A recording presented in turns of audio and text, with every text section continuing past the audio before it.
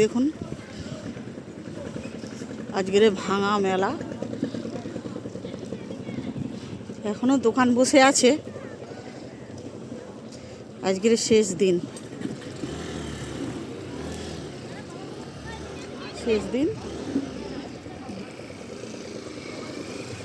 তাও মানুষজন ঢুকছে বার হচ্ছে। লোহার দোকানগুলো আছে, আপনাদের দেখিয়েছি। এটা রাস্তার উপরে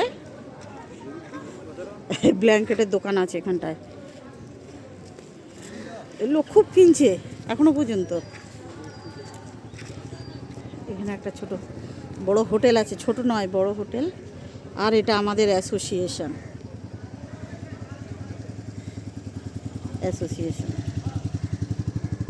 এখানে আমাদের একটা দোকান আছে, মাছের দোকান।